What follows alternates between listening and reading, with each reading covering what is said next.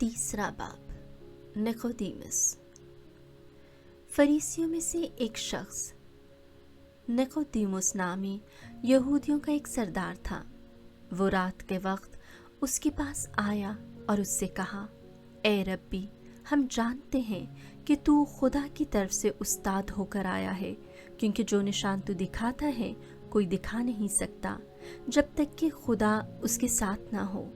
यीशु ने जवाब में उससे कहा, मैं तुझसे सच सच कहता हूँ कि जब तक कोई असर नौ पैदा ना हो वो खुदा की बादशाही देख नहीं सकता। निकोदेमुस ने उससे कहा, आदमी जब बूढ़ा हो गया तो क्यों कर पैदा हो सकता है? क्या दोबारा वो अपनी माँ के पेट में दाखिल होकर पैदा हो सकता है?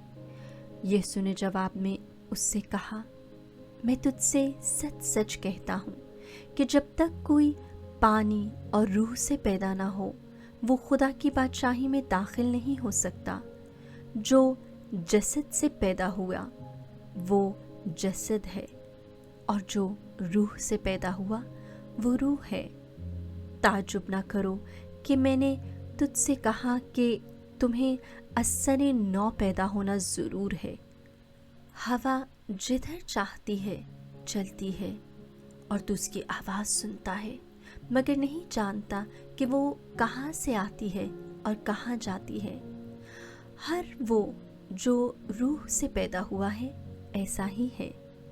निकोदेमुस ने जवाब में उससे कहा कि ये बातें क्यों कर हो सकती हैं? यीशु ने जवाब दिया और उससे कहा कि क्या तू बनी इस्राएल का उस्ताद है और ये बातें नहीं जानता? मैं तुझसे सच सच कहता हूँ कि जो कुछ हम जानते हैं वो कहते हैं और जिसे हमने देखा है उसकी गवाही देते हैं, और तुम हमारी गवाही कबूल नहीं करते। जब मैंने तुमसे ज़मीन की बातें कहीं और तुमने यकीन न किया, फिर अगर मैं तुमसे आसमान की बातें कहूँ तो तुम क्यों कर यकीन करोगे? कोई आसमान पर नहीं चढ़ा सिवा उसके जो आसमान पर से उतरा, यानी इब्ने इंसान जो आसमान में है। और जिस तरह मूसा ने शाम को बियाबान में बुलंद किया, उसी तरह ज़रूर है कि इब्ने इंसान भी बुलंद किया जाए, ताकि जो कोई उस पर ईमान लाए हलाक ना हो बल्कि हमेशा की ज़िंदगी पाए। क्योंकि खुदा ने दुनिया को ऐसा प्यार किया कि उसने अपना इकलौता बेटा बख्श दिया, ताकि जो कोई उस पर ईमान लाए हलाक ना हो बल्कि हमेशा की ज़िंदगी पाए। क्योंकि खुदा ने बेटे को दुनिया में इसलिए नहीं भेजा कि दुनिया पर फतवा दे, बल्कि इसलिए कि दुनिया उसके वसीला से निजात पाए। जो उस पर ईमान लाता है उस पर फतवा न दिया जाएगा, लेकिन जो उस पर ईमान नहीं लाता उस पर फतवा हो चुका, क्योंकि वो खुदा के इकलौते बेटे के नाम पर ईमान न लाया। और फतवा ये है कि नूर दुनिया में आया और आदमियों ने तारीकी को नूर से ज़्यादा प्यार किया, क्योंकि उनके काम बुरे थे।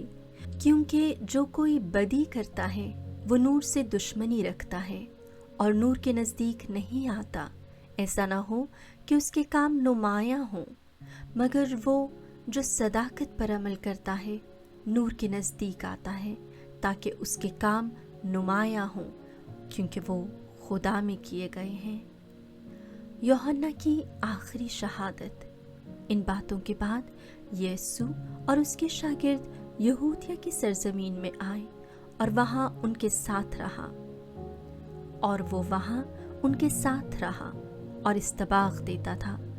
और यूहन्ना भी शालीम के नज़दीक ऐन नून में इस्तबाग देता था, क्योंकि वहाँ पानी बहुत था और लोग इस्तबाग लेने आते थे, क्योंकि यूहन्ना उस वक्त तक कैद खाने में डाला ना गया था। बस यूहन्ना के शागिर्दों की किसी यहूदी के साथ तहारत की बाबत बहस हुई और उन्होंने यूहन्ना के पास आकर कहा कि रब्बी, जो उर्दन के पार तेरे साथ था और जिसकी तूने शहादत दी, देख वो इस्तबाग देता है और सब उसके पास जाते हैं। यूहन्ना ने जवाब में कहा कि कोई आदमी कुछ नहीं पा सकता जब तक कि उसे आसमान से न दिया जाए, मगर तुम मेरे गवाह हो कि मैंने कहा कि मैं अलमसीह नहीं हूँ, मगर मैं उसके आगे भेजा गया हूँ। जिसकी दुल्हन है वो दुल्हा है, मगर दुल्हा का दोस्त जो खड़ा हुआ है उसकी सुनता है, दुल्हा की आवाज़ से बहुत खुश होता है। बस मेरी ये खुशी पूरी हो गई है। ज़रूर है कि वो बढ़े लेकिन मैं घटूं। जो ऊपर से आता है वो सबसे ऊपर है, और जो ज़मीन से है ज़मीनी है और ज़मीन की बातें करता है। जो आसमान से आता है वो सबसे ऊपर है, और जो कुछ उसने देखा और सुना है उसी की गवाही देता है, और कोई उसकी गवाही कबूल नहीं करता। जिसने उसकी गवाही कबूल की उसने मोहर कर दी कि खुदा सच्चा है, क्योंकि जिसे खुदा ने भेजा है वो खुदा की बातें कहता है, क्योंकि वो पैमाना से रूह नहीं देता। बाप बेटे को प्यार करता है और उसने सब चीज़ें उसके हाथ में दे दी हैं। जो बेटे पर ईमान लाता है वो हमेशा की ज़िंदगी रखता है, और जो बेटे पर ईमान नहीं लाता वो ज़िंदगी को नहीं देखेगा, बल्कि उस पर खुदा का गज़ब रहता है।